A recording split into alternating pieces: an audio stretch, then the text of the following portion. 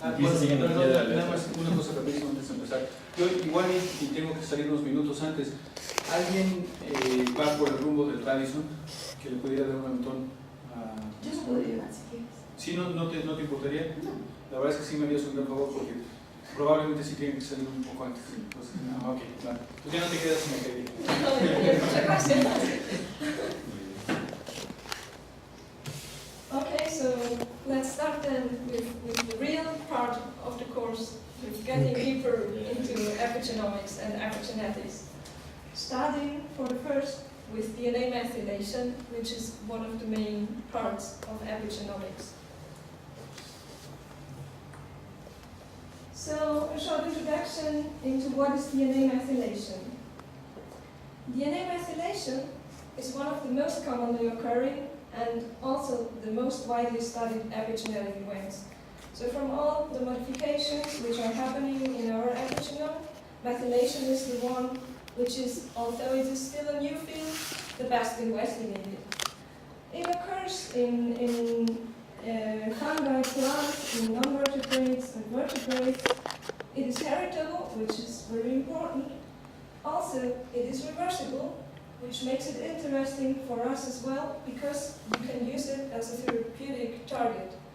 We will hear more details about this later when I tell you a little bit about what happens with methylation in cancer. So as it is something which is not written down, fixed, you can try to reverse wrong methylation and get back to a physiological state. Also, what is very important about DNA methylation and why we are studying it is that it has a really important influence on gene activity. So it influences a lot if a gene is expressed, to which extent, if it stops being expressed, if it is silenced, etc., etc. But we will hear a lot of more details about this in the following slides.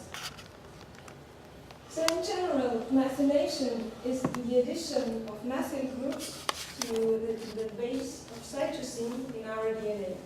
So the normal cytosine we have in our sequence can be converted into methyl cytosine, which happens at the carbon atom here.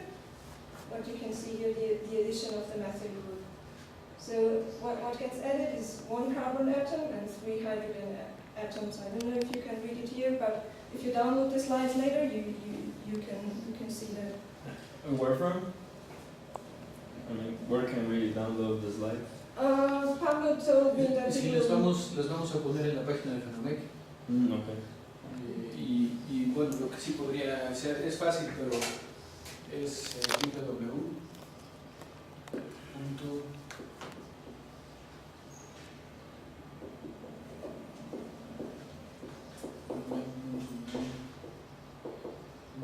Yo no sé dónde será mejor ponerlo.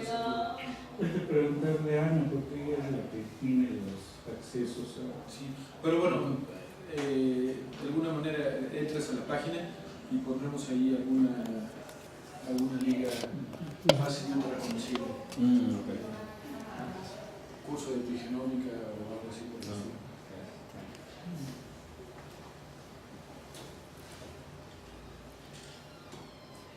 So there are also some different types of methylation, but what we will focus on is methylation with methyl cytosine called 5-MC.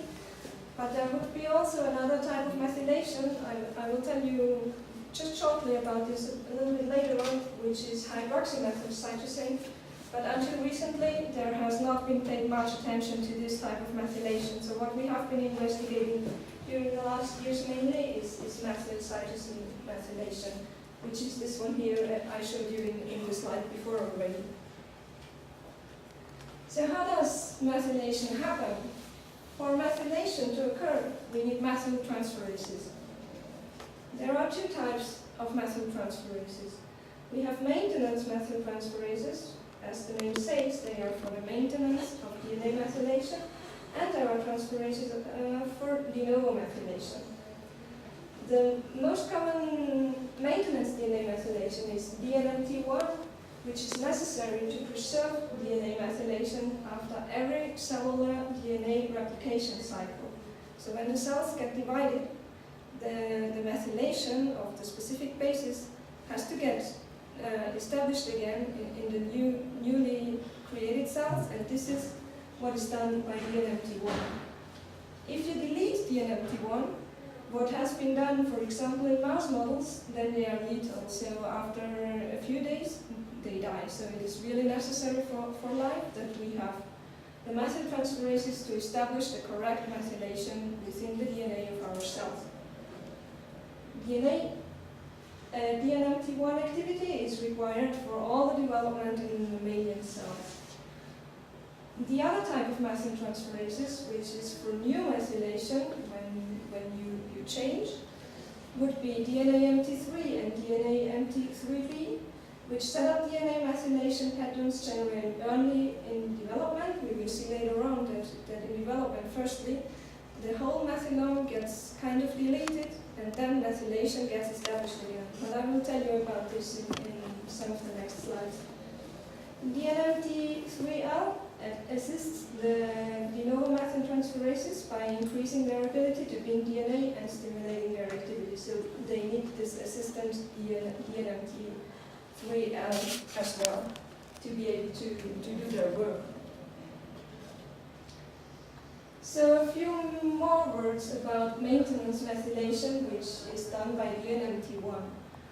During every cell division, the daughter cells gets inherited hemimethylated DNA. So as you can see here, you have in our DNA, there is a C and a G, where in both strands, the C is methylated.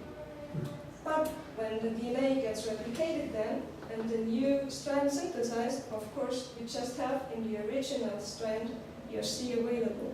The other strand is unmethylated. So what DNMT1 does then is that it methylates the corresponding position on the complementary strand. So this way the methylation is then restored in each of the daughter cells. And this is propagated across multiple cell divisions. Methylation in general occurs almost exclusively on CpG islands. What are CpG, not CpG islands, on CpG denucleotides? But CpG islands are also important. I just mixed it up right now. So first of all, what are CpGs? A CpG is when a C and a G are next to each other in sequence with only a phosphate in between. So in the sequence you have a G, a C followed by a G, and the only thing which is in between is the phosphate of the DNA. What is important as well are so-called regions of CpG islands where the density of these Cs followed directly by Gs is very high. So one of the definitions, there are some different definitions, but the most recognized today is that regions which are greater than 200 base pairs and have a GC content greater than 50% with a ratio of observed versus expected greater than 0.6 would be referred to as a CpG island. So high density of CpGs is a CpG island. CpG islands are very important in the promoter regions of our genes. In about 50 to 70% of promoter regions are found in, or promoter regions are found in CpG islands, and they are also associated with housekeeping genes. So housekeeping genes are the genes which can always express, so which are very necessary for function, for the correct function of the cells. And in promoter regions, these CpG islands are typically unmethylated. We'll later see why, because this way they can get transcribed. And as you want to have your housekeeping genes to be expressed all the time, the promoter regions need to be unmethylated. In non-promoter regions, they are typically methylated. Traditionally, all the studies investigating methylation were focused on CpG islands, so this was the first thing we were investigating.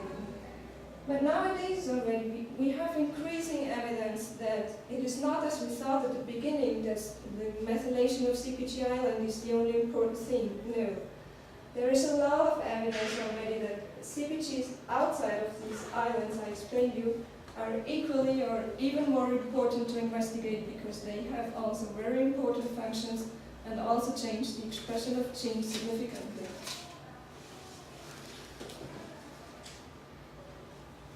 So as I said already at the beginning, during development, methylation is also very important.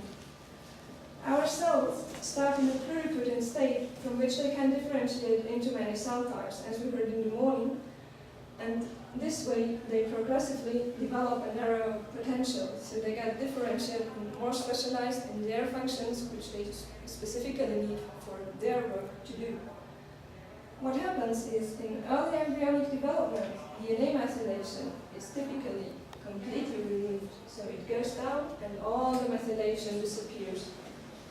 Then, during successive cell division, during development of the embryo, it gets established again, and then also tissue-specific methylation marks get established at that later development stages, so that all the diversity we have with our different cells gets established by changing the methylation according to the cell type you have.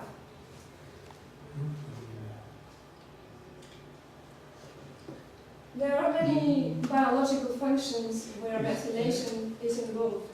So first of all, Y pregunto, ¿cómo si la metilación se pierde en las células pluripotenciales, entonces cómo se hereda la metilación de los padres a los hijos? es que se restablece de alguna manera que todavía no sabemos perfectamente cómo funciona, pero de algún tipo hay memoria. También sabemos que en este estado del desarrollo del embrión pasa mucho la hidroximetilación, de la que todavía no sabemos mucho, y hay otras modificaciones epigenéticas y de alguna manera se transfiere alguna información. Así que luego, con la ayuda de las metiltransferasas, se establece otra vez la metilación, así, y también se ingiere información maternal o paternal que se reestablece otra vez. Pero todavía no está totalmente conocido de cómo funcionan esas cosas. Yo tenía una duda similar. Sí. Justamente, ¿cómo se establecen patrones de metilación diferentes para cada tipo celular? ¿Eso tampoco se sabe? Bueno, de alguna manera, las células, cuando se diferencian, saben qué es lo que necesitan hacer, ¿no? para obtener sus funciones específicas. Tampoco sabemos... ¿Sería una cosa tal vez posicional? Sí, claro, depende mucho de las posiciones y de las cosas, ¿no? En algunas células, algunos genes son muy importantes que en otras células no las expresas nunca. Y luego hay esos genes que te dije, como los housekeeping genes, que parecen ser importantes siempre. Y esos sí que siempre están como en sus promotores desmetilados para que se puedan expresar. Pero la manera de cómo sabe la célula qué es lo que tiene que hacer, pues queda mucho que tenemos que investigar. Si puedo, digamos, decir un par de cosas, no se entiende bien justo cuando se da la fecundación, está todo el proceso de remodelación de cromatina, ¿no? También, entonces, es que son muchas cosas conjuntas, entonces, y es muy complejo, así que es muy difícil entender de cómo funciona, porque pasan tantas cosas que todas se relacionan entre sí y es muy difícil investigarlo, pero estamos en el camino, ¿no? Ahora, en el caso de los estadios tempranos después de la fecundación, sí hay algunos factores o patrones de perfiles genéticos heredados de la madre, porque pues a fin de cuentas es el huevo en el que se da propiamente la fusión de los gametos y el proceso de pasar de una célula con dos núcleos a una célula diploide, o sea, lo que es justamente el proceso de remodelación de cromatina.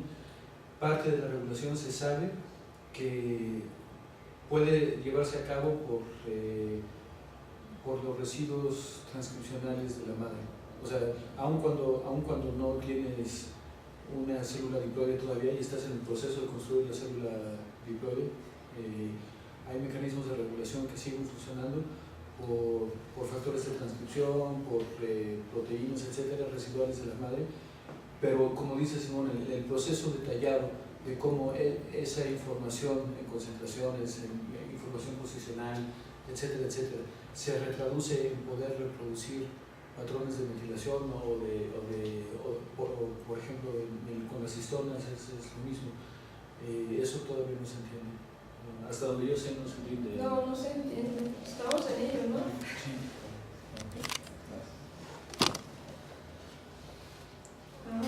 Sí. The most important thing, as I already mentioned, is transcriptional regulation. So how and to which extent genes get expressed.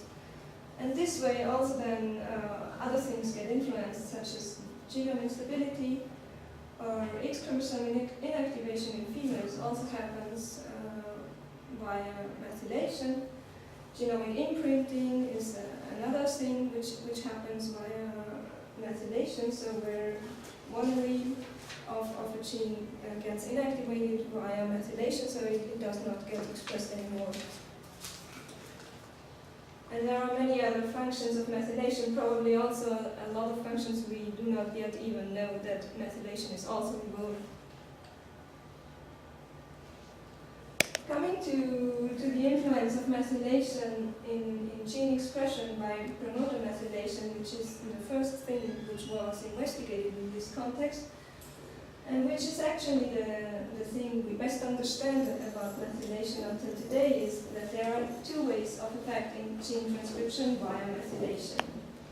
First of all, and most simply, the methylation itself may physically impede the building of transcription factors, which is what you can see in the figure right here.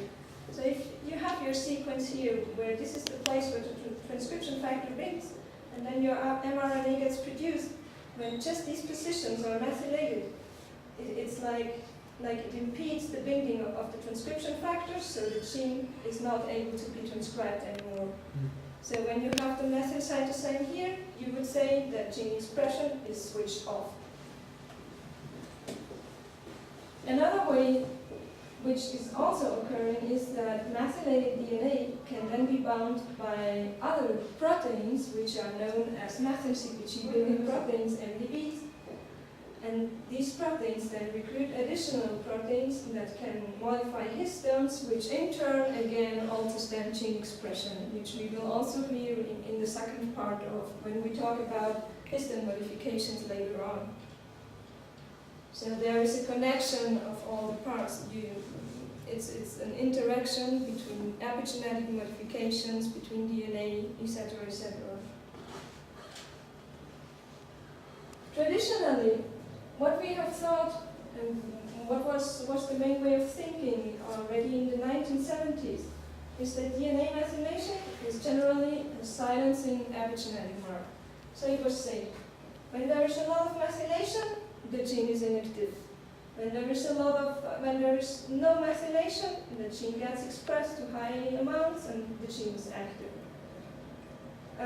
Nowadays, we are not so sure about this anymore. Of course, this is happening. When the gene promoter gets methylated, the gene does not get expressed, as I showed you in the slide before. But however, what we also saw is that, for example, we know that in cancer, a lot of genes get methylated so that they don't get expressed. But when you look at the healthy tissue before it gets cancerous, these genes already were not expressed. So what is there before? The stop of gene expression via some reason, and then as the cell just gets to know, it gets more stably silenced by methylation, or is it the other way around? So there are a lot of things going on. In general, what I saw in my investigation, so I am working a lot for my PhD thesis with methylation, is that when we try to correlate methylation with gene expression, genome-wide, it is really low. So this simple vision of methylated, switched off, unmethylated, switched on is not really that clear. Above all, if For example, you do not look at methylation in your gene promoters, but in your gene bodies, then it also gets a lot more complicated. Gene body methylation may enhance transcription, for example, or what we also saw that in certain contexts, it just influences the variability of gene expression. So when the body is methylated or unmethylated, the fluctuations of gene expressions get bigger or smaller.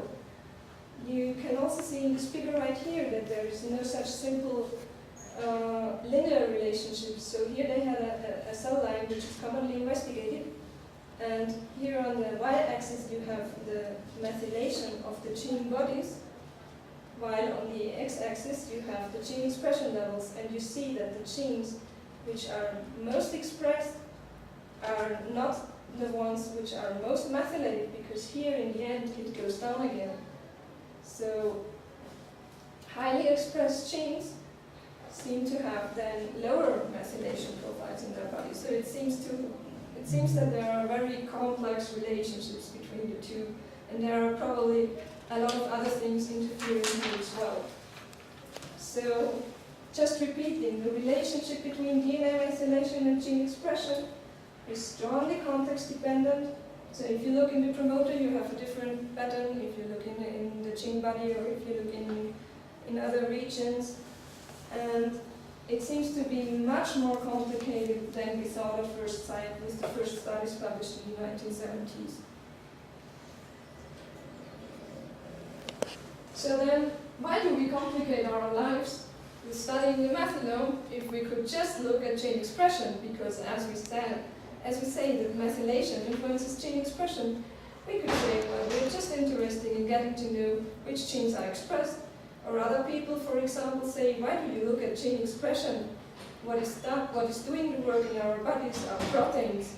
So do not complicate your life with looking at all the intermediate stages. But it is important to do so, because, for example, there are some advantages compared to gene expression when you look at methylation. First of all, methylation is relatively a stable characteristic. So it's more stable than gene expression. Gene expression will rise much faster and at a higher level in general than gene methylation.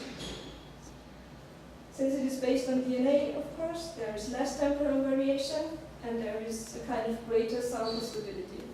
But this also depends a little bit on the context you're working in. So gene expression may vary in normal conditions a lot across samples where they have equivalent methylation profiles, but where this variation you can see in gene expression do not really help you for further discrimination with respect to the condition you want to study. Also, the identification of aberrant methylation sites in the genome, as I already mentioned in the beginning, may provide a potential for therapeutic advances. And importantly, methylation changes may also provide biomarkers for molecular diagnostics and the early detection of diseases, since it has been shown that epigenetic changes are involved in the earliest phases of the development of diseases such as cancer. So we know that we can see changes in methylation at early stages of the development of cancer, while in gene expression maybe you are not able to see these things.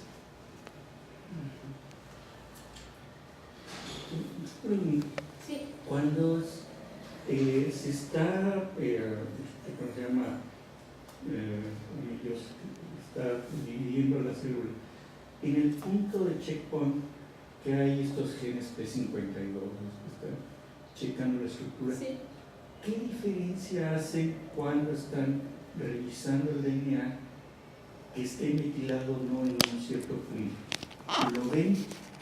O sea, ¿se fijan solamente en la estructura del DNA independiente de la metilación o consideran la metilación? Se piensa que también consideran la metilación, que también es importante, y que también hay mecanismos como con las de transferasas, que hay mecanismos de reparación, pero son cosas que están en investigación ahora. No sé si tú sabes más sobre Pues hasta donde yo sé, sí hay mecanismos incluso de regulación post-transcripcional con microRNAs que la gente todavía... Eso también, sí. O sea, la parte de microRNAs es probable que algunas de las funciones que tengan Sí. justo sea esa. O sea, explorar y proveer mecanismos de reparación que incluyan patrones de mitigación. O Pero sea, todo eso es como un campo muy nuevo. Es que yo creo que sí, en el fondo la gente es que de veras no se entiende. No se entiende. Pero hasta donde yo sé si hay evidencia, estaba tratando déjame buscar porque yo creo que sí hay al menos 2 o 3 trabajos en los que sí se refieren específicamente a mecanismos de regulación post-transcripcional por microRNAs en esa dirección de detectar patrones de mitigación.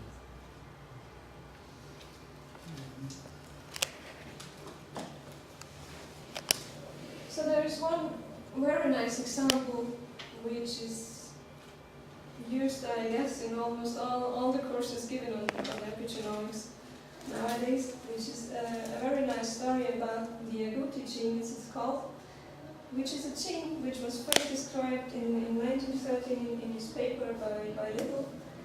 There are mice with different coat color, yellow and brown, as you can see here.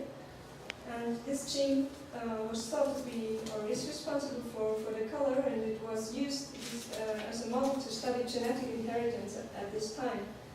But then in the 1990s, it was realized that the phenotype of these mice is more related to variation in transcriptional activity of these genes rather than in genetic variation. So it was not really a model really useful to study genetic inheritance, but they just recognized later on.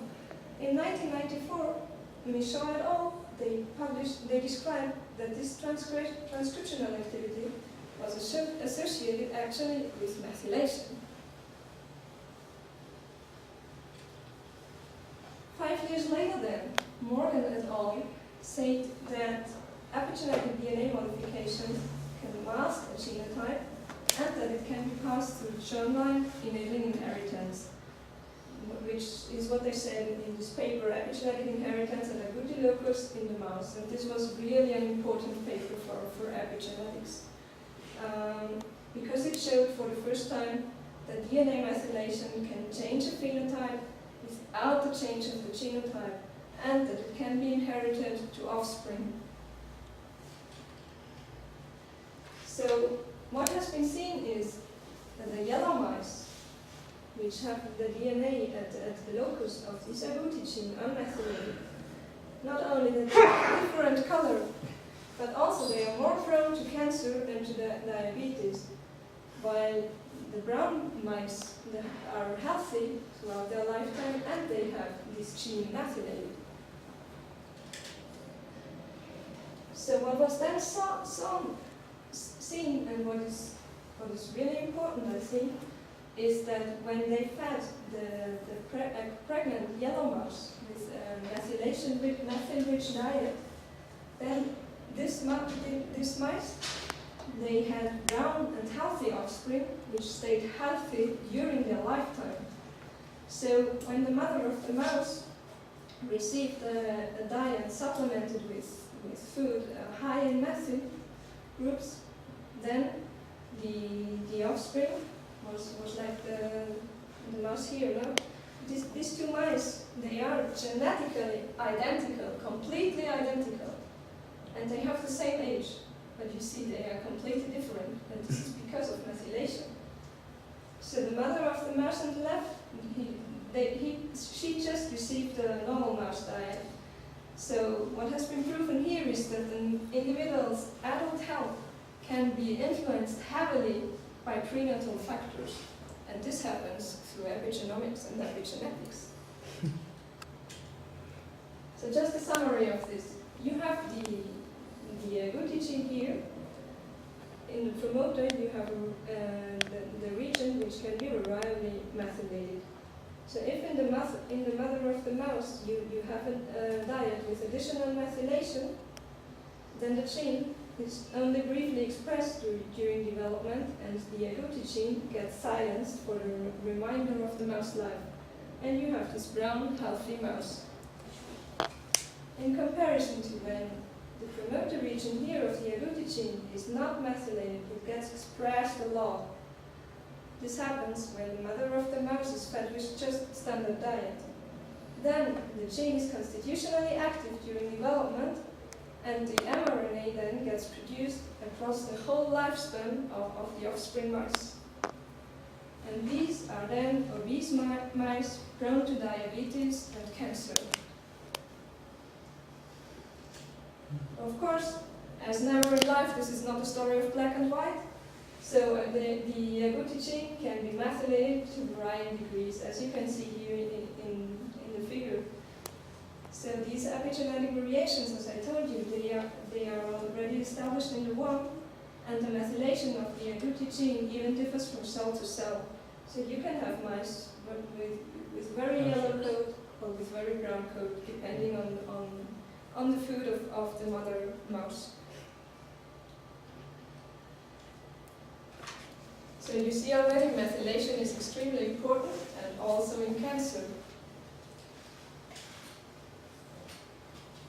Earlier at the beginning it was thought, as I told you in the morning, that cancer was only caused by abnormalities within the within our DNA in the genes. So with the mutations which seem to accumulate during aging, etc. But now we know that it's not the only thing contributing to the development of cancer. We know nowadays that epigenetic modifications play a really important role in this process. And DNA methylation actually was the first epigenetic mark shown to be heavily involved in this process. It has been shown until nowadays that it is crucial in the development of almost all types of cancer. So you have just some examples here where you have methylation aberrations in colon cancer, breast cancer, leukemia, glioma. Whatever cancer you look at, you will see apparent methylation profiles compared to normal tissue.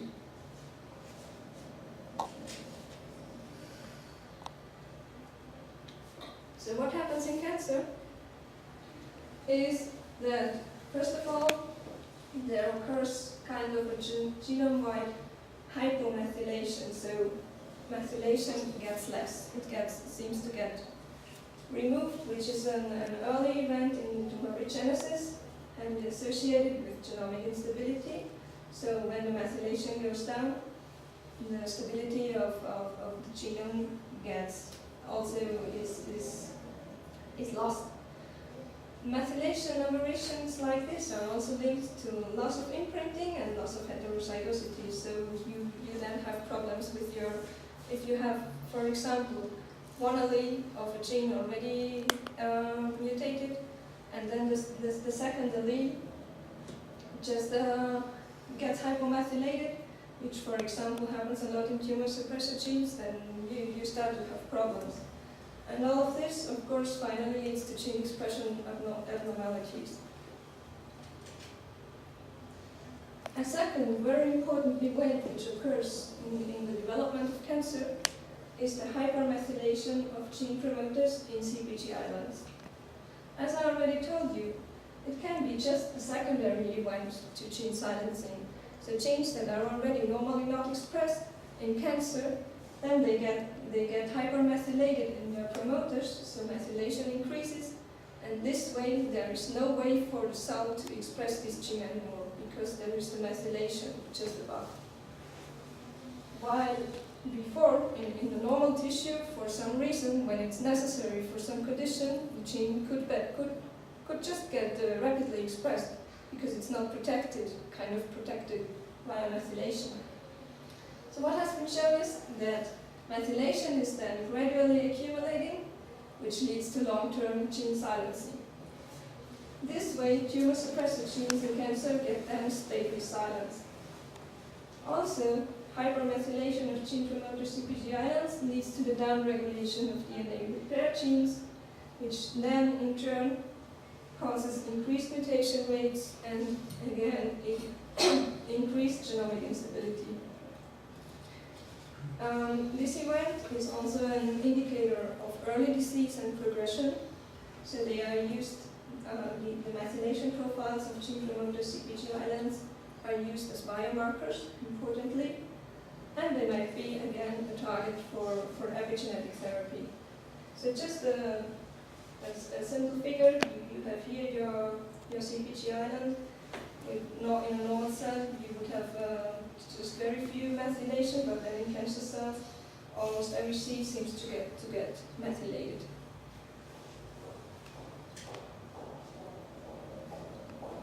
What I'm also working with is the connection between aging and cancer, as we know that cancer is an age-related disease. And we know also that methylation is very important during the aging process and that there are a lot of changes going on there. In general, what is reported is there seems to be a kind of global tendency of our DNA to get less methylated when we age. So this depends a lot on what you're looking at and what gene regions, what tissues, etc., etc. For example, I was looking for some time on methylation profiles of brain tissue, and there I saw that with aging there seems to occur the contrary, so it gets hypermethylated, so this depends a lot. What we know is that all these relationships between methylation, aging, cancer, etc. are really, really complex, and what we also know is that there occur methylation changes starting from the very early life on, as I already presented you. Already in the development of the embryo, there are important things going on. And we also know that methylation changes in general, they occur more and faster in early life. So during the first years of children, there is a lot of methylation changes going on.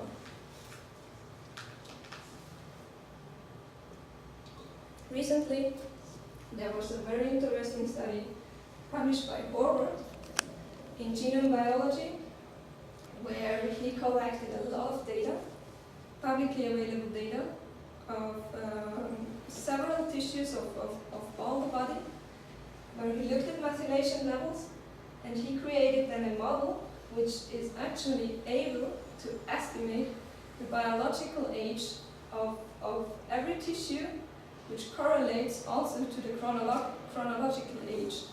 What he saw then is that some tissues seem to age at a more faster rate and others at a more slower rate, and that all these can be seen just using methylation profiles of the tissues. So this is really, really an interesting thing. He also correlated this then with cancer, with post-mitotic lifetime of cells, etc. So if you're interested, the link in the end of the presentation, you can download the paper and have a look on it. So coming now to the part more bioinformatic, how do we measure methylation?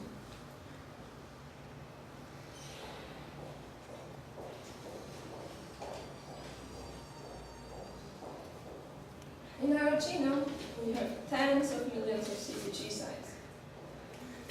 And the problem is they cannot be readily measured, as you could do with the DNA sequence, because methylation marks are lost as a consequence of PCR amplification. So when you want to measure whatever DNA sequence or methylation, etc., you need to amplify your DNA to have enough signal.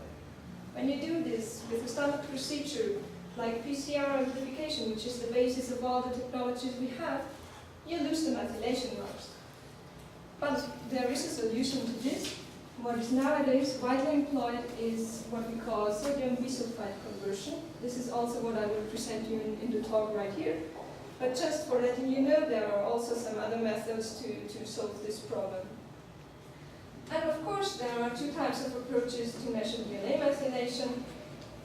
In earlier times, people were looking a lot of only local-specific approaches, so they had a gene they were interested in, and they just analyzed this gene. But what we are trying to do nowadays with bioinformatics is to look at genome-wide methylation patterns. So how does this sodium bisulfite conversion work? I told you before. So you treat your DNA with bisulfite, and what happens then is that cytosines that were originally unmethylated get converted to uracil, and methylated cytosines are protected, so they just remain cytosine. And this way, in the end, you can compare the two. So you can see that here you have unmethylated, methylated, you do a bisulfite conversion, and then you have uracil, or you remain with your normal C. And this way you know if it was previously methylated or if it was not. So how do we measure it then finally? Generally, the methylation status of a particular CpG would be binary. No? It would be methylated or it would be unmethylated. But the overall methylation status of a CpG in a sample is more quantitative because you have then partial methylation for several reasons. First of all, there is imprinting, so one allele could be methylated while the other one is unmethylated, so you never have 100% methylation in your sample or 100% of unmethylation. So there is a mixture of methylated and non-methylated CpGs across the cells you have in your sample, unless you use kind of single-cell sequencing, which is also a topic which is getting quite famous right now, but in general you have a mixture of cells where some of them probably are methylated and another part is unmethylated. The units of measurements then also can be based on several CpG sites together, or even the summary of an entire CpG island. So maybe you're not interested in seeing for every C if it's methylated or not, because the methylation of just one C in your sequence might not have really an influence. But if you see a pattern of many Cs consecutively methylated or unmethylated, this might be something significant. What is always a problem with all these analysis is that there is technical variability. No? There could be some problems with incomplete bisulfite conversion. There could be some amplification problems. There could be technical noise, whatever. So you have to take this into account, and I will tell you a little bit more about this a little bit later on. Si está metilado, Sí. entonces la molécula va a ser más pesada y en el PCR va a salir más desplazada, ¿no? Porque es por peso, ¿no? No se pierde, lo que pasa es que No, pero ya cuando le hacen la no, el peso, reconversión de... cuando se pierde el peso. Se pierde. Lo que pasa es que es uracilo. Sí, Sí. ya cuando pasas, cuando se hace ese turbo, realmente lo que se está viendo para medir la metilación es que la molécula queda más pesada y entonces ve uno corrimientos en el PCR, ¿no? Porque está, o sea, donde hay más metilación estaría un poquito más corrido. Bueno, No sé si lo hagan, tú dices por electroforesis. Es que el PCR creo que es por gravedad, ¿no? Nada más los cuántos kilodaltones tiene y... Ya, pero como dije al inicio, que en el primer paso que estás haciendo, la metilación, cuando amplificas, se pierde. Sí, pero Por eso no haces puede luego ser. el truco de Sí, cambiar a... pero ahí tampoco ya no hay nada de metilación. Lo que No, tienes pero- luego es una U en vez de un C. Ajá. Pero sería más pesado que si tuvieras la C, ¿no? Eso no No, sé. sería... O más El ligero. uracilo tiene menos peso molecular, pero muy poquito, porque en vez de tener todo el grupo metilo, tiene... Bueno, ya no lo tiene, pero no creo que se pueda ver eso, ¿sí? No. Quizá la pregunta es cómo ya una vez habiendo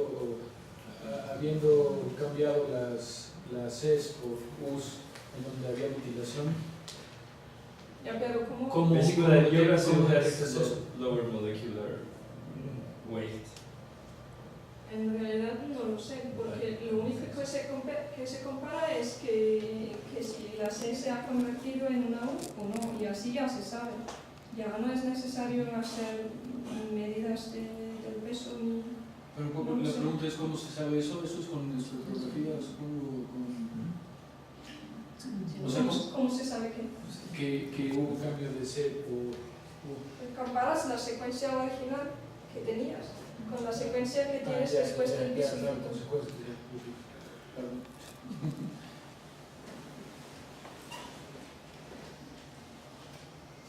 ¿Dónde estamos? So, how we are measuring it in the end is, for example, doing whole genome bisulfite sequencing, abbreviated WGBS. So you have the conversion of non-methylated Cs to use. And then you just perform a whole genome sequencing, just a normal process. I tell you a short summary of how this happens in the next slide. But just importantly, this way you query more than 27 million CpGs for humans, which of course then requires a lot of space. So if you analyze one sample, you have 90 gigabytes of data then. So this is why we need bioinformatics, because you would not be able to look at this data by hand.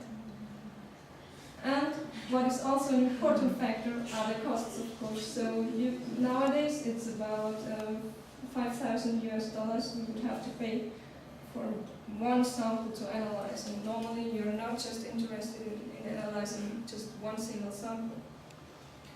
How many repeats are common? How many what? Like, how many samples do you usually use? Well, for enough statistical power, you would say that the best would be to have at least around 8, 10 or whatever samples to compare. So for every group, for example, what we do a lot is to compare normal tissues with cancerous tissues or with some disease or whatever. So you want to have several samples for all the conditions, because if you see differences between one normal sample and one cancerous sample, this might be just everything. Just for having enough statistical power to say that this is really something which is significant for the condition I'm looking at, you would need at least kind of 8, 10, 12 samples, and of course the more you have, the better it is. So as I told you, just that you know a little bit what is whole genome sequencing. With whole genome sequencing, you can determine the complete sequence of the genome at a single time. So we have 6 billion base pairs if you count the diploid genome in the human genome, which requires a large amount of computing power and storage capacity, as I already told you. And how it is done is with fluorescent dyes. So actually what you're doing is, first of all, you amplify and fragment your DNA, as you can see here, and you divide your DNA into 4 batches. So during the amplification process, you add some modified bases to each batch for every base you have, which then stops the growing of the chain. And then you add fluorescent dyes for the 4 bases. So in the end, you have fragments of your DNA, which in every batch end with the same base, and this base is marked with a specific color. And this way you can then, when you put the batches into your sequencer, in the end when it comes out, so it comes out in an ordered way, because here you have differences in the weight, of course, because you have different lengths of the sequences. You can read then, because you know that every color corresponds to a specific base, because before you had them separated, you can read the sequence and you put them together again, and the computer is generating what we call reads. This is normally just like 200 or 500 bases, which is then put together as one read, and which is then aligned against our genome again to be able to re-establish the information. Another approach to measure DNA methylation, as I told you before, whole genome bisulfite sequencing is very expensive, not only in terms of money, but also in terms of computation and of storage you need, is to use microarrays. One of the most utilized microarrays nowadays for measuring methylation are the ones of Illumina. So there is, for example, the Illumina Human Methylation 27B chip, which is a little bit older and has 27 1,000 loci it investigates. What is nowadays mostly used is the sequence one, the methylation array called 550K big chip for Illumina, which is then measuring a greater number of CpG islands at defined genomic position, namely the 450,000 ones. Here you only need about 10 megabytes of storage per sample, which is a big difference to what we had before. And it only costs about $300 per sample, so you see the difference. This is the reason why this is today still widely used for investigative methylation. I'm also mainly working with these two microarray platforms. Of course, there are also some other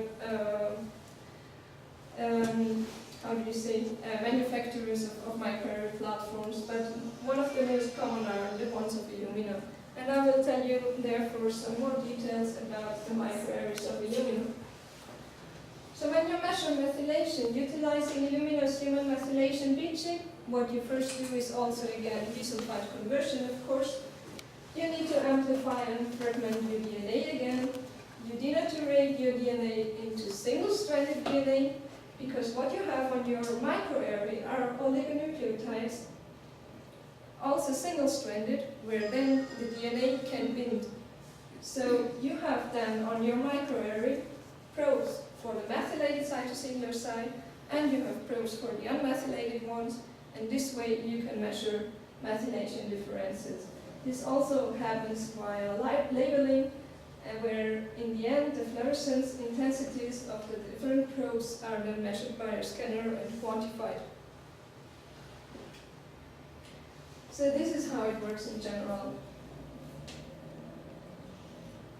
You have your sequence, which might be methylated or unmethylated. You do a bisulfide conversion, where when it's unmethylated, it gets converted into your U. You have to amplify and fragment. By this, the U then gets converted into a T. You hybridize on your microarray, where your single-stranded DNA then binds to the probes which are present on the microarray. And then what you have present on the Illumina Infinium microarrays is that they have, in the 450K, two different types of probes. This is just complicating a little bit our lives as bioinformaticians, and maybe not so important for you to understand right now, but just that you have heard it once. There are these two different assays, where in the first one you have just one probe for the unmethylated locus and one probe for the methylated locus, and they are all labeled with the same color, and you just compare then the two different probes to each other.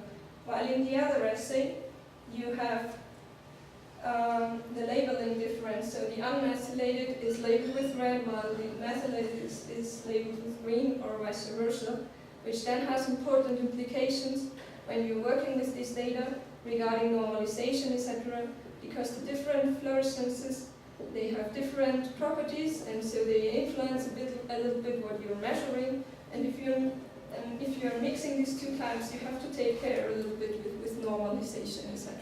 Yeah, how do you compare the ones that are both with the same dye? They have different colors then. So the unmethylated locus here, which is then red, and the methylated one, which is then green. So you're labeling them afterwards, and this way you can get it. Oh. So in the second case, you have two color channels, where one color channel corresponds to the methylated locus and the other one to the unmethylated.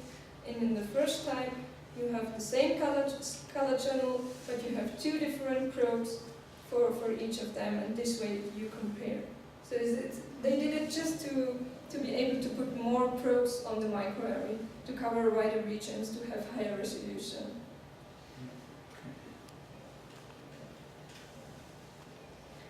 So how do we measure it then in terms of the signaling which we generate in the analysis within our computers? So what we calculate when we are dealing with methylation is what we call a beta value. So the beta value is, you have the signal of methylated regions that divided by the sum of all the probes, so unmethylated and methylated, which would then mean that the beta value of 0 is a complete non-methylation of the locus you're looking at, which will not happen when we look at samples containing many different cells, but this would be just in theory. A beta value of 1 instead would be full methylation of the locus, so every cytosine is methylated in every cell. So what you can see here at the bottom is a kind of general distribution when looking at methylation signal coming from the microarray from Illumina from the 450K platform. What you can see is that when you look at all the genes together, the gene promoters seem to have low beta values, most of them. There is a kind of second peak right here